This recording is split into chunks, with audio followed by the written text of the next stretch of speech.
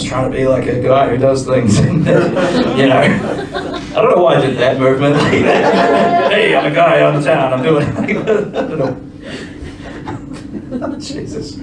So, third story, I'll tell you this third story. And we were at a little festival, these Japanese festivals. And I'd been in the country for about a year at this point, and so my hair was probably a bit longer than it is now. And for some dumb reason, I was too nervous to go to a hairdresser because I thought I didn't speak enough of the language to like accurately like I struggle to get a hairdresser here to like give me a haircut that I'm happy with. So like I just let it grow, and I used to just tie it up in a top knot the top of my head like that. And like I was saying before, they love dressing up big old white boys like me in like yukatas, which is kind of that samurai looking thing that they wear. So I'm wearing one of these, and I've got my hair up in a top knot, and I'm walking around this festival at night in this little sort of countryside town with my with some of my friends and all that. And what happened was this young couple with a baby walked over to me, just holding the baby out to me, and that's a weird thing to, you know, like.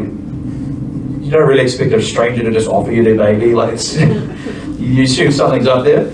And so I asked, what's going on here? And so what had happened was, my friend tells me there's a tradition in Japan that if a sumo wrestler holds your baby when they're a young baby, like they'll grow up to be big and strong, and like the sumo wrestler will like impart some of their like fortitude and strength and everything like that onto the baby. And so it's like a good omen kind of thing.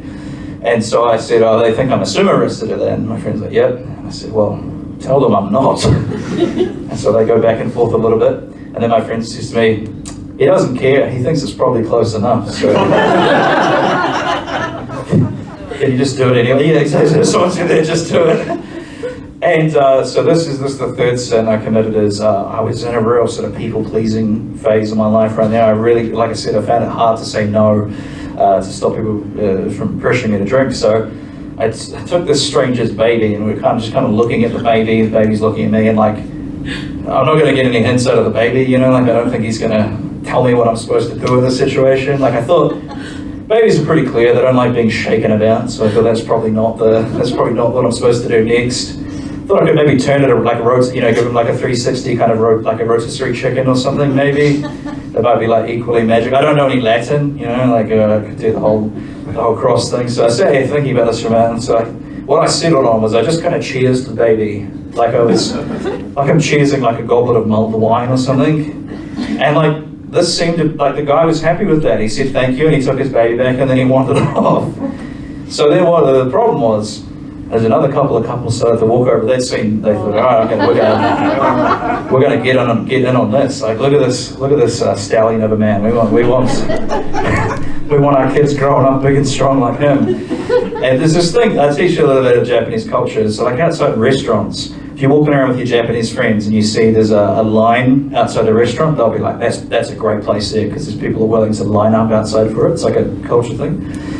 So as you can imagine, a line began to form, like just all these hopeful young couples hoping for a healthy, strong baby. And again, people pleaser. I was in a real people pleasing mode at this point, so I didn't want to like ruin their night. So I just started going through the assembly line and like blessing all these babies. And again, the cheers motion, that seemed to be like, you know, it's a simple ritual, whatever it is.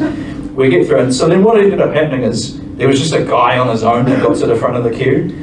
And so he's like, what's going on here?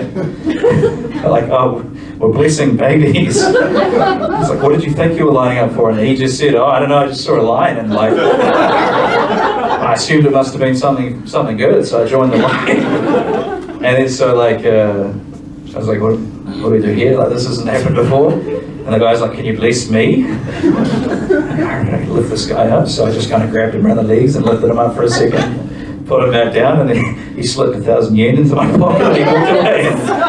And so we thought, okay, maybe we've got a viable business going on here. These, and then so like a bunch of people started coming over, and I think they were like organisers of the festival or something like that. And I thought like, oh no, we're gonna get shut down. Like, you know, the fuzz is here. You know what I mean? Like we just figured out. And but actually, they were stoked about it. They were like, oh yeah, and they like set me up with like a little spot and put me to work, put a list of prices up, and like they were taking a cut off the top. And so I don't know what attributes of mine are going to get imparted onto these babies. Like this is about 10 years ago, so like in another maybe like 10 years, are you just going to start seeing like a bunch of terrible stand-up comedians coming out of Japan? McDonald's is going to crush it in that village, right? It's going to be very popular, I think. I feel like I sold them a lemon a little bit, you know what I mean? Like I feel like they were hoping for a sumo wrestler and they just got me, so yeah. I mean, I guess that didn't go badly exactly, but I guess just say no is what I'm trying to, they had to set boundaries with people, like, bless the babies, but just be, do a couple and then get out of here.